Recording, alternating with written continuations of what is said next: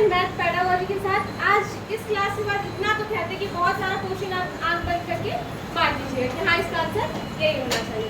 पहला लाइन हम पहला क्या देख रहे हैं भाई, गणित की प्रकृति। गणित की प्रकृति कैसी है? गणित की प्रकृति कैसी है? तो गणित की प्रकृति कैसी है देखते हैं भाई। गणित की प्रकृति तार्किक है। कैसी है? लॉजिकल होती है। गणित में हमको क्या करना पड़ता है? तर्क करना पड़ता है, वितर्क करना पड़ता है। इसलिए कहते हैं गणित की प्रकृति कैसी है? तार्किक होती है। क्वेश्चन सीधा पूछता है गणित की प्रकृति कैसी होती है? तार्किक। गणित की प्रकृति कैसी होती है? तार्किक होती है। दूसरा कह रहा है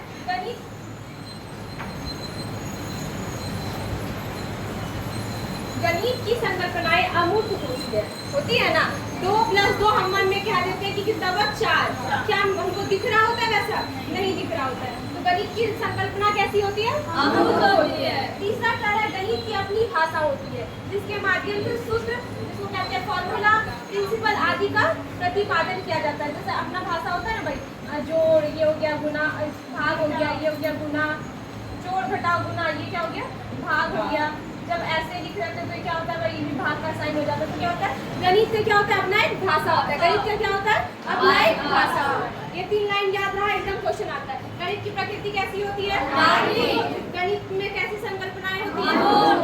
गणित की अपनी भाषा होती है।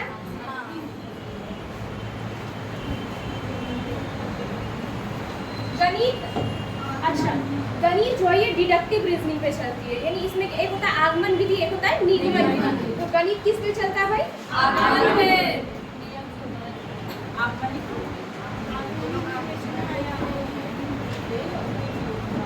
कैसे भी चलेगी? निगमन। ये गलत लिखा गया, ठीक है। कैसे चलेगी? निगमन विधि पे चलेगी। यानी गणित में कभी कभी क्या होता है, आप बच्चे को तो ले लीजिए, मतलब उसको बता दीजिएगा तो 2 + 2 जोड़ बता रहे हैं तो उसको क्या कीजिएगा, इधर 2 बॉक्स ले लीजिएगा और फिर क्या करें, 2 बॉक्स और उसको कहिएगा मिला के बताओ तो टोटल बॉक्स कितना हुआ। ये तो ठीक है, प्राइमरी क्लास में कर लीजिएगा। लेकिन क्या आप कभी a² + b² बच्चे को दिखा सकते हैं? नहीं दिखा सकते। बोर्ड मास क्या बच्चे को मुक्त रूप में दिखा सकते हैं? नहीं दिखा सकते। इसीलिए कहते हैं गणित में कैसा, गणित जो है कैसा किस पर आधारित होता है? डिडक्टिव रीजनिंग पे। कैसा होता है? Deductive reasoning. इसमें हम आगमन नहीं, कौन सा विधि अपनाते हैं? निगमन विधि अपनाते हैं। और गणित को छोड़ के जितना विषय पढ़ाएंगे सब में कौन सा होगा? आगमन विधि। गणित छोड़ के सारे विषय में और गणित में कैसा चलता है? निगमन विधि चलता है। गणित के संकल्पनाएं प्रकृति में श्रेणीबद्ध होती है। मतलब गणित जो पढ़ाते हैं कैसे पढ़ाते हैं? श्रेणीबद्ध। जैसे 1 है, 1 के बाद क्या होगा? 2 होगा, 2 के बाद क्या होगा? 3 होगा। जब बच्चे को सिखाते हैं सबसे पहले क्या सिखाते हैं? जोड़ सिखाते हैं। उसके बाद क्या सिखाते हैं? घटाव सिखाते हैं। उसके बाद हम गुणा सिखाते हैं। उसके बाद क्या सिखाते हैं? भाग सिखाते हैं। तो क्या होता है? गणित की संकल्पनाएं या प्रकृति कैसी होती है? श्रेणीबद्ध होती है। गणित स्थान, संख्या, मापन, मात्रा, दिशा और गणना आदि का विज्ञान है। गणित किसका किसका विज्ञान है? स्थान, संख्या, मापन, मात्रा, दिशा, गणना, सब चीज का क्या है? विज्ञान है। विज्ञान में पढ़ते हैं भाई, स्थान संबंधी समस्या का हल करते हैं, संख्या देखने को मिलता है, मापन देखने को मिलता है। मापन से याद आया, अगर बच्चे को हम क्या कहेंगे? रूलर निकालने को कहेंगे तो बच्चा क्या कहेगा? हम कैसे राजा रानी को निकाल सकते हैं। तो बच्चे को क्या करना चाहिए? वहाँ उस शब्द को गणित के संदर्भ में जोड़कर बताना चाहिए, ठीक है। ना कि बच्चे को क्या करेंगे, मैं ऐसा नहीं दे देंगे, कुछ इंग्लिश का वर्ड दे देंगे और बच्चे को कहेंगे तुम रट लो, रूलर मतलब स्केल, रूलर मतलब स्केल, ऐसा नहीं करवाएंगे। मात्रा के बारे में देखते हैं, दिशा संबंधी समस्या देखने को मिलता है, गणना संबंधी समस्या को देखने मिलता है। तो क्या है भाई? गणित किसका किसका विज्ञान है? स्थान, संख्या, मापन, मात्रा, दिशा और गणना का विज्ञान है।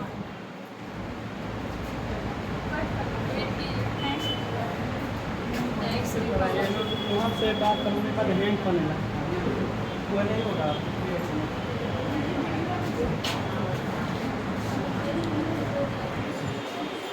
ज्ञान तक तो जान गए थे। गणित क्या है? स्थान, संख्या, मापन, मात्रा, दिशा और गणना की विज्ञान। दूसरा कह रहा है ज्ञान, गणित का ज्ञान सटीक और व्यवस्थित होता है। गणित का ज्ञान कैसा होता है? सटीक और व्यवस्थित होता है। बच्चे को पूछेंगे 2 + 2, बच्चे को मत पूछिए, आप ही से पूछते हैं 2 + 2 क्या होगा?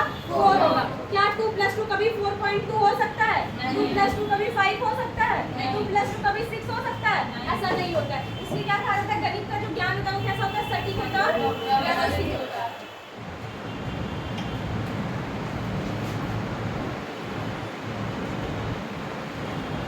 अच्छा चलिए, इतना साइड पढ़े वैसे एक क्वेश्चन आ गया। कह रहा निम्नलिखित में से कौन सा गणित की प्रकृति के बारे में सही नहीं है। एक बार देखिए कौन सा सही नहीं होगा। दो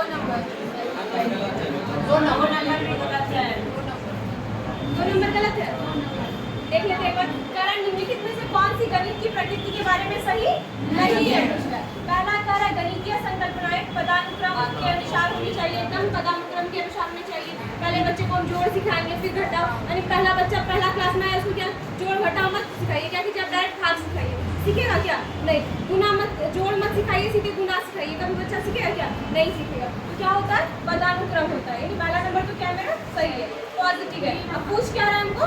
नेगेटिव पूछ रहा है। क्या पूछ रहा है? नेगेटिव पूछ रहा है। तो पहला नंबर क्या हो गया? पॉजिटिव है। दूसरा क्या है? गणित आगमनिक विवेचन पर आधारित है। आगमनिक क्या करते हैं? विवेचन पर आधारित है। ये कैसी है? कैसा होता है? डिडक्टिव। कैसा होता है? डिडक्टिव। ये क्या है? अभी तक गलत है। तीसरा में पढ़ लेते हैं गणितीय संकल्पनाएं प्रकृति में अमूर्त होती है, एकदम अमूर्त होती है। हमको दिखता नहीं है, 2 नहीं दिख रहा है, a स्क्वायर नहीं दिख रहा, b स्क्वायर नहीं दिख रहा, a square plus b square का फॉर्मूला कैसे क्या हो रहा है मुझे हम अमूर्त में नहीं देख पा रहे हैं। तो तीसरा क्या हो जाएगा? सही।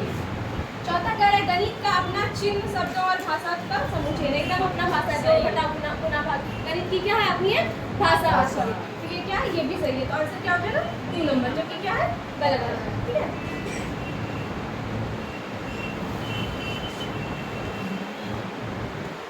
एक और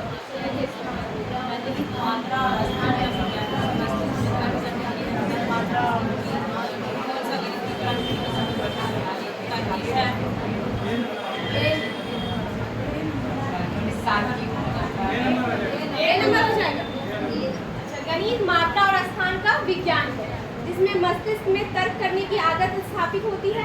निम्नलिखित में से कौन सा गणित की प्रकृति का समर्थन करता है? पहला क्या करा? गणित तार्किक है, एकदम तार्किक है, सही है भाई। दूसरा कर रहा है अचेतनात्मक है, यानी क्या? सरप्राइजिंग। ऐसा तो कुछ नहीं है भाई, सरप्राइजिंग तो नहीं होता। हमको पहले से पता था 2 + 2 क्या होगा 4 होगा, 4 मास का फॉर्मूला हमको पहले से पता था क्या होता है। ये सरप्राइजिंग नहीं होता है। तीसरा कर रहा है गणित और संरचनाओं का एक अध्ययन है, एकदम संरचनाओं का एक अध्ययन है। ठीक है। इसका एक हिरार्किकल टर्म होता है कि हाँ ऐसे ऐसे चलना है। ये भी क्या हो जाएगा? गलत हो जाएगा तीसरा। और चौथा क्या? गणित सटीकताओं को प्रदर्शित नहीं करता। पहले हम देख चुके हैं क्या करता है? सटीकता को प्रदर्शित करता है। गणित क्या करता है? सटीकता को प्रदर्शित करता है। और ये तीनों नहीं मिलेंगे तो हम पहले ही जानते हैं गणित कैसा है? तार्किक है। गणित कैसा है? तार्किक है। तो पहला नंबर आंसर हो जाएगा मेरा।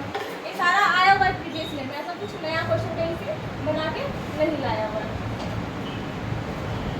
अच्छा, बैन है ऐसा एक भी सेट नहीं जहाँ आपको बैन हिले से मुलाकात नहीं हो।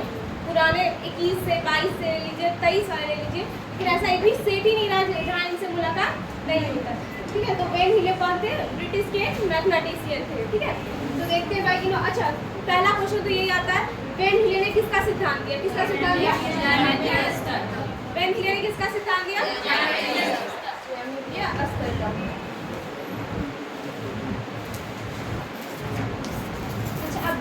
अगर स्टेज का बात हो तो कितना स्टेज है और कितना लेवल में इसको बांटा? लेवल कितना बांटा है इन्होंने? 4। लेवल कितना बांटा? 4। और स्टेज कितना बांटा? 5। ऐसा क्यों हुआ? क्योंकि जब वो लेवल बता रहे थे ना तो कहाँ से स्टार्ट करती है? 0, 1, 2, 3, 4।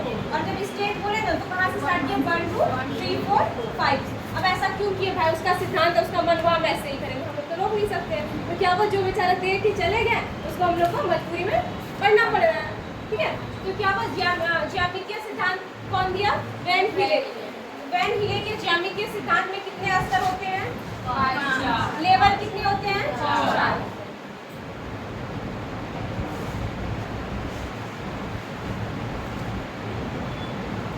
पहला लेवल जो है क्या है? चाक्षुषीकरण। क्या है? चाक्षुषीकरण या विजुअलाइजेशन। इसमें क्या बोलते हैं? विजुअलाइजेशन या ऑब्जर्वेशन। क्या बोलते हैं? ऑब्जर्वेशन। इसमें बच्चा चीजों को सिर्फ जानते हैं या उन्हें देखकर उनकी इमेज बना लेते हैं।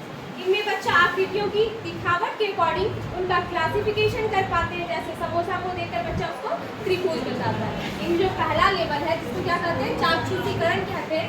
इसमें बच्चा क्या करता है? सिर्फ दिखावट के आधार पर। किसके आधार पे? दिखावट के आधार पे, सिर्फ बनावट के आधार पे। जैसे समोसा देख लिया, क्या बोला?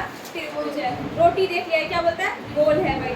अगर मान लीजिए बिस्किट देख लिया तो क्या है, आयत है। और अगर वर्गीकरण भी बच्चा करेगा तो किस आधार पे करेगा, दिखावट के आधार पे वर्गीकरण करेगा। कैसे, दिखावट के आधार पे, यानी जो जो चीज उसको समोसा की तरह दिख रहा है अलग कर देगा, जो जो चीज उसको बिस्किट की तरह दिख रहा है उसको अलग कर देगा। और इसका एक कोड वर्ड जो है, टैग वर्ड जो मान लीजिए क्या होगा, आकृतियों के दिखावट के आधार पे। बच्चा ज्यामिति आकृति का जो वर्गीकरण करेगा किस आधार पे करेगा, दिखावट के आधार पे। यानी क्वेश्चन आएगा, एक बच्चा ज्यामिति आकृतियों को क्या कर रहा है, दिखावट के आधार पर वर्गीकृत कर रहा है। वेन हिले के सिद्धांत में बच्चा कौन से लेवल पे है, कौन से लेवल पे हो जाएगा, लेवल। और लेवल 0, स्तर 1, स्तर 1।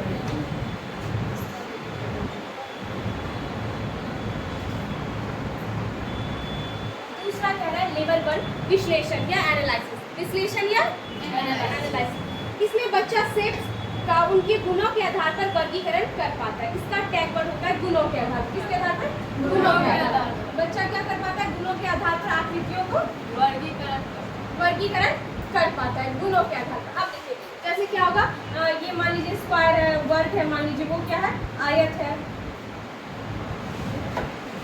तो क्या कर पाएगा बच्चा, समझ पाएगा। वो बच्चा यहाँ पे इस आधार पे कर पाता है कि ये स्क्वायर है, ये वर्ग है, तो इसका क्या होगा, चारों भुजा क्या होगा, बराबर होगी। और ये आयत है तो क्या होगा, इसका अपोजिट साइड क्या होगा, आमने सामने की भुजा क्या होगी, बराबर होगी। यहाँ बच्चा उस आकृति के गुण को समझने लगता है और गुण के आधार पे क्या करता है, आकृतियों को वर्गीकृत करता है। कोई दिक्कत, यानी स्क्वायर और रेक्टेंगल को कैसे वर्गीकृत करेगा, तो भाई जिसका चारों साइड बराबर है वो क्या हो जाएगा, स्क्वायर हो जाएगा, और जिसका दो साइड अपोजिट साइड क्या है, बराबर है, वो क्या हो जाएगी, आयत हो जाएगी। ठीक है,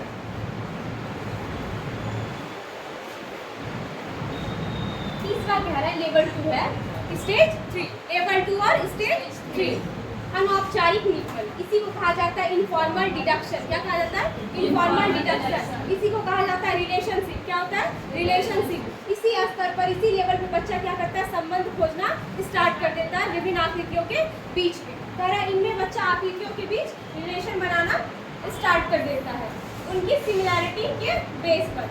जैसे बच्चा क्या कहेगा ये रेक्टेंगल है भाई और ये क्या है, स्क्वायर है। अब बच्चा क्या कहेगा, अच्छा दोनों तो बात बराबर ही है, अगर स्क्वायर को थोड़ा सा और ऐसे कर दे तो ये भी क्या बन जाएगा, रेक्टेंगल बन जाएगा। तो बच्चा इस स्टेज पे क्या है, संबंध स्थापित करना शुरू कर देता है। ये रेक्टेंगल भी क्या है, एक तरह का स्क्वायर कह सकते हैं। बस स्क्वायर को क्या करेंगे, ऐसे थोड़ा सा और एरिया बढ़ा देंगे तो ये क्या हो जाएगा, एक रेक्टेंगल बन जाएगा। ठीक है, तो तीसरा क्वेश्चन सीधे आता है, वैन हिले के सिद्धांत के कौन से लेवल पर बच्चा क्या करता है, संबंध आकृतियों के बीच संबंध स्थापित करना शुरू कर देता है। कौन से लेवल पर, लेवल 2, अनौपचारिक निगमन, डिडक्शन या रिलेशन। डिडक्शन या रिलेशन, रिलेशन याद रखिएगा क्योंकि पुराना क्वेश्चन में तो बहुत तरह का पूछ लिया, लेकिन अब नए क्वेश्चन जो सेट कर रहा है वो बच्चे को घुमाने के लिए क्या पूछता है, रिलेशन।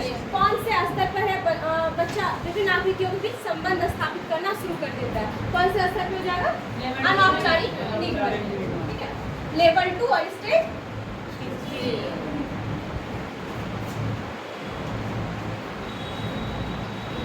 लेवल 3 आ गया, जिसको कहते हैं औपचारिक, फॉर्मल या फॉर्मल डिडक्शन कहते हैं। ठीक है, इनमें बच्चा आकृतियों या शेप के फॉर्मूला ढूंढने लगता है। यानी बच्चा वहां देख लिया कि ये क्या होता है भाई,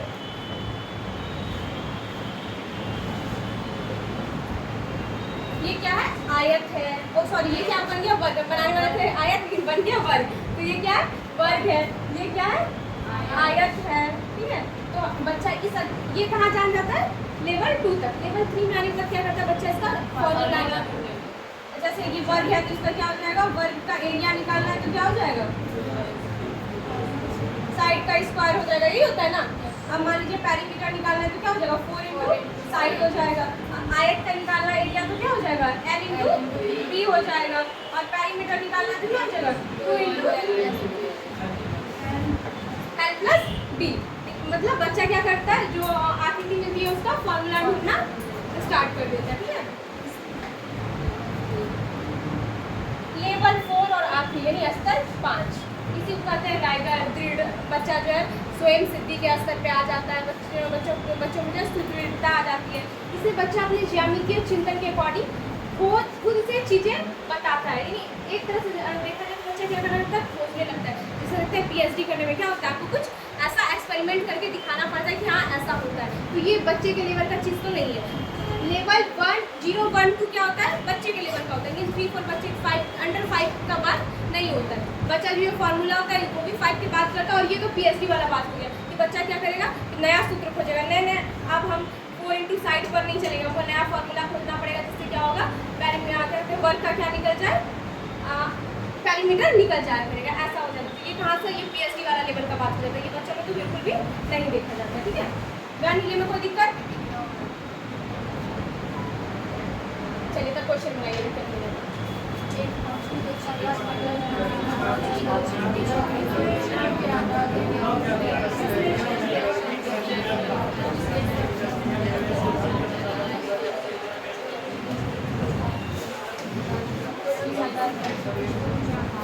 क्या हो जाएगा, लेवल 1 हो जाएगा, 1 हो जाएगा। विश्लेषण लेवल 0, लेवल 0, स्टेज 1। क्या रहा है, ये 5वीं कक्षा की छात्रा द्विविमीय आकृतियों का उनके गुणों के आधार पर एकदम गुण आया और आंख बंद करके अच्छा लेवल 1 और स्टेज 2।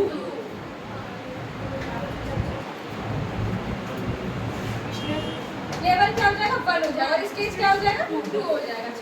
तो क्या होगा, जैसे बनावट के आधार पर हो जाएगा तो क्या हो जाता, चाक्षुषीकरण, और अगर गुण के आधार पर क्या है तो क्या हो जाएगा, विश्लेषण, गुण के आधार पर विश्लेषण।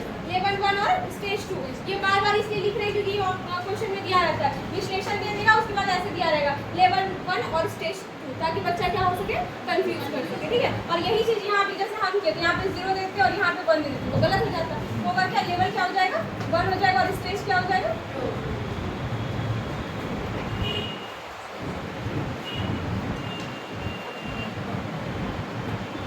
ये कुछ 2-3 टर्म है। ठीक है, जब मैथ में आ जाता है ना सब सोचता है कहाँ से आ गया, तो पेडागोजी में है ही नहीं। ठीक है, तो पहला एक्सियोम क्या आता है, एक्सियोम जिसको कहते हैं अभिगृहित। ठीक है, ऐसा स्टेटमेंट जिसको सच माना जाता है बिना किसी प्रूफ के। जैसे हम आपको बोल दिए 5 + 5 क्या हुआ, 10 हो गया, अगर बिना किसी प्रूफ के आप उसको सच मान ले रहे हैं तो क्या हो गया, एक्सियोम हो जाता है। क्या होता है, अभिगृहित हो जाता है। दूसरा एक है कॉन्जेक्चर होता है, जिसको कहते हैं अनुमान। ऐसी स्टेटमेंट जिसको सच साबित करने के लिए प्रूफ की जरूरत होती है, यानी क्या हो, ऐसा कोई स्टेटमेंट हम बोलिए जिसको सच साबित करने के लिए प्रूफ चाहिए। जैसे आप हमसे पूछेगा आपको कितना मार्क्स आया, हम कहेंगे 121, आप सच मान लिए तो वो क्या हो गया, अभिगृहित हो गया। आप दोबारा हम कहें, आप पूछेगा आपको कितना नंबर आया, हमने 121 बोलिए, क्या प्रूफ है, वो कैसा कथन हो गया, अनुमान हो गया। और तीसरा होता है थ्योरम। अब आप पूछेगा, आप सेकंड में पूछे कि कैसे मान ले, हम प्रूफ कीजिए, हम आएंगे अपना मार्कशीट लेकर और दिखाएंगे, देखिए वो कितना नंबर आया, 121, और जब हम प्रूफ कर देंगे तो वो क्या बन जाता है, थ्योरम, परिमेय बन जाएगा। क्या बन जाएगा, परिमेय बन जाएगा। ठीक है, अब देखिए इसे क्वेश्चन कैसे आता है, पर ये वाला क्वेश्चन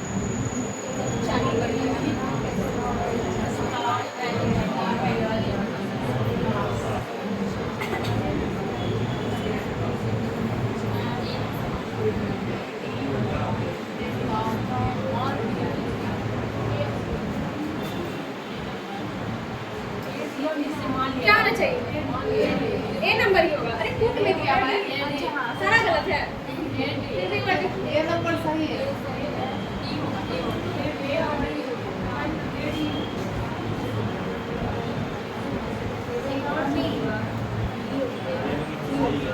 अच्छा देखिए, आप देखते हैं निम्नलिखित कथनों को पढ़िए। पहला करा अभिगृहित प्रस्ताव है जिन्हें मान लिया जाता है, एकदम मान लिया जाता है। अभिगृहित क्या है, प्रस्ताव, जैसे हम बोल दिए कि 121 नंबर आया, आप लोग मान लिए तो क्या हो गया, अभिगृहित हो गया। पहला नंबर क्या है, सही है।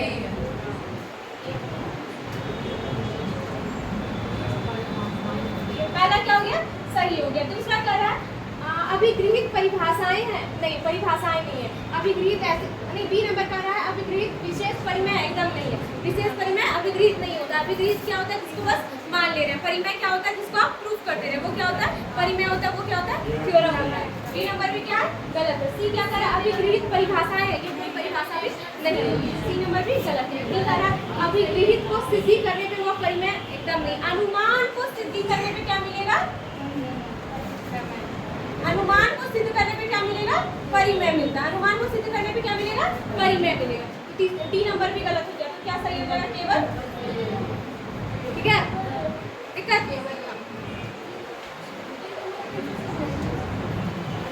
डी कह रहा है अभिगृहित को सिद्ध करने पर क्या मिलेगा? परिमेय मिलेगा। अभिगृहित को सिद्ध करने पर परिमेय मिलेगा, लेकिन नहीं, परिमेय किसको सिद्ध करने पे मिलता है? परिमेय किसको सिद्ध करने पे मिलता है? अनुमान को। किसको? अनुमान को। जब आप मेरे से पूछ लिए कि सही में आपको 121 नंबर आया और इस चीज को हम प्रूव करने के लिए क्या ला के दिखाए? अपना मार्क्सिट, तब वो क्या कहलाएगा? थ्योरम। क्या कहलाएगा? परिमेय कहलाएगा। ठीक है, 3 नंबर कैसे कटा हो किसका? यही यहाँ पे सिर्फ अभिगृहित की जगह क्या लिखा था? अनुमान लगा रहा था, तो सही हो जाता। अब है पैमिला लीबैक थ्योरी। अच्छा, कभी कभी अच्छा पैमिला लीबैक थ्योरी को कैसे यूज करते हैं? जब हम बच्चे को क्या सिखाना रहता है? जब बच्चे के अंदर 1/2, 1/3 या 3/2 की अवधारणा विकसित करना हो तो क्या करते हैं? पैमिला लीबैक की थ्योरी का इस्तेमाल करते हैं। अच्छा, इसके थ्योरी को क्या कहा जाता है? Alps theory. क्या कहा जाता है? Alps theory, ELPS theory. Question सीधे आएगा, पैमिला लीबैक का जो थ्योरी है उसको और किस नाम से जानते हैं? किस नाम से जानते हैं? एल्पस थ्योरी के नाम से जानते हैं। अच्छा, ये एल्पस का क्या होता था? E फॉर क्या होता था?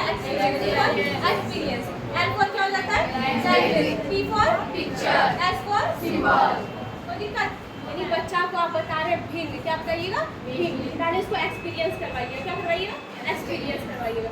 एप्पल लीजिएगा और क्या करिएगा? आधा काट दीजिएगा। क्या हो गया? उसका एक्सपीरियंस करवा। ये पहले क्या था? पूरा। अब क्या हो गया? आधा। ये हो गया एक्सपीरियंस। दूसरा क्या होगा? लैंग्वेज। क्या लिखिएगा? लैंग्वेज। अब कहिएगा उस एप्पल को क्या किया? 1/2 भाग में बांट दिया। फिर क्या कीजिएगा? पिक्चर दीजिएगा। फिर क्या करना है? सिंबल। आगे देखते हैं और अच्छे से इसमें लिखा हुआ है। अच्छा, इतना सब तो याद रहेगा। E for experience, I for language, P for picture, I for. हम सबसे पहले बच्चे को अगर पढ़ाएंगे तो क्या दिखाएंगे? एक्सपीरियंस करवाएंगे। क्या करवाएंगे? एक्सपीरियंस। उसके बाद क्या करेंगे? लैंग्वेज, भाषा का प्रयोग करेंगे। क्या करेंगे? भाषा का प्रयोग। उसके बाद क्या करेंगे? चित्र दिखाएंगे। क्या करेंगे? और लास्ट में क्या करेंगे? सिंबल। क्या देंगे? सिंबल। देखो लिखा हुआ, सबसे पहले मूर्त चीजें लेनी है। कोई भी मूर्त चीजें लेंगे और बच्चे को दिखाएंगे। चाहे पेपर ले लें या कुछ भी ले लें, पेपर को फोल्ड करके दिखाएं, काट के दिखाएं। पहले क्या करेंगे? मूर्त चीजें लेंगे, फिर उस चीज के बारे में बताएंगे। अब पेपर को फाड़ दिए, उसके बाद बताएं। अच्छा देखो, हम क्या किए? इसको फाड़ के क्या कर दिए? एक पेपर को आधा कर दिए। ये बताएंगे। क्या हो गया? ये लैंग्वेज हो गया। तीसरा क्या करा? फिर उसको दिखाएंगे। क्या करेंगे? उसको डेमोस्ट्रेट करके दिखाएंगे। यहाँ देखो भाई, डेमोस्ट्रेट करेंगे, यानी यहाँ पे क्या करेंगे? पिक्चर बनाएंगे। क्या करेंगे? आप बोर्ड पर पिक्चर बनाएंगे। हाँ देखो, ये क्या था? पूरा पेपर, ये क्या था? पूरा पेपर था, इसको हम काट दिए तो ये क्या हो गया भाई?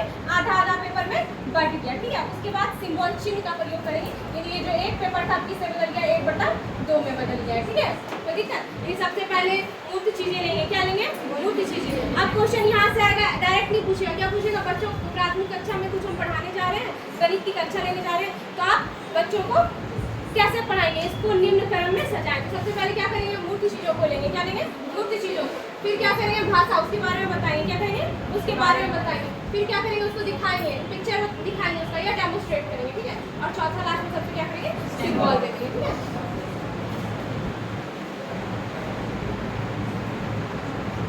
बनाइए question.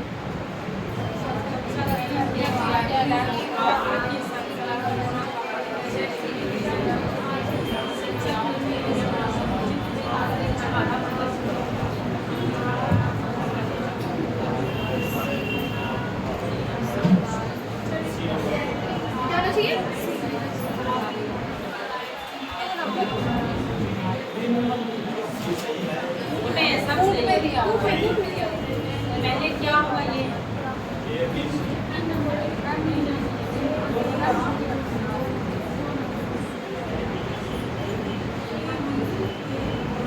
Ma'am B number, ma'am B होगा।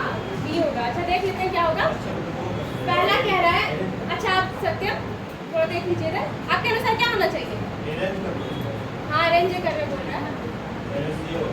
LSC होगा। अच्छा देखते हैं क्या कर रहा भाई। एक कक्षा 3 का विद्यार्थी है, उसको आधे का संकल्पना। अच्छा, एक से हम पहले भी बोले स्टार्टिंग में 1/2, 1/3, 1/4 कौन सा सिद्धांत काम आएगा?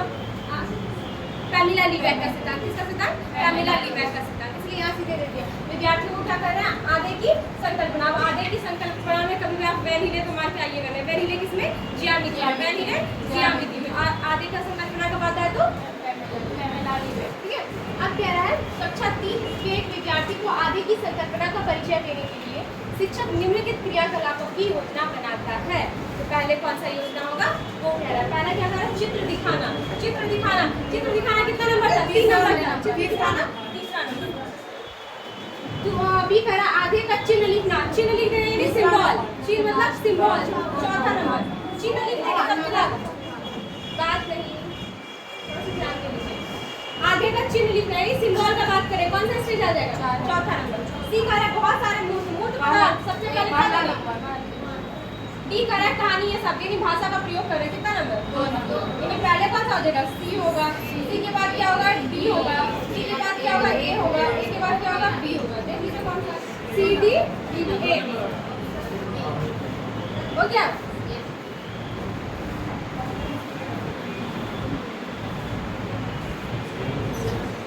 सममिति या सिमेट्री जो किसी वस्तु को एक समान तथा बराबर भाग में काटती है उसे क्या कहते हैं?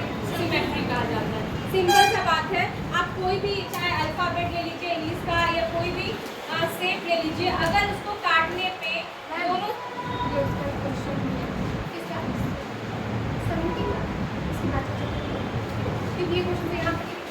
मान लीजिए कोई भी हम शेप ले लेते हैं या कोई भी अल्फाबेट ले लेते हैं, उसको बीच से बराबर भाग में काटते हैं और क्या हो जाए? एक दूसरे की प्रतिछाया बन जाए। अगर ऐसे टुकड़े में बांट देते हैं, बीच से उसको काट देते हैं तो क्या हो? एक दूसरे को क्या कर सके? पूरा पूरे कवर कर ले। उसको क्या कहते हैं? सिमेट्री कहते हैं। ठीक है। बाकी बातें अगली कक्षा में, और अगली कक्षा इससे भी ज्यादा मजेदार होने वाली है क्योंकि ये जितना एबेकस है ये सब जो दिमाग में घूमता है कि हाँ नहीं बन रहा है कौन सा आंसर लेगा, सारा का सारा क्या हो जाएगा? यहाँ पे सॉल्व हो जा रहा है। तब तक के लिए जय हिंद, गुड बाय।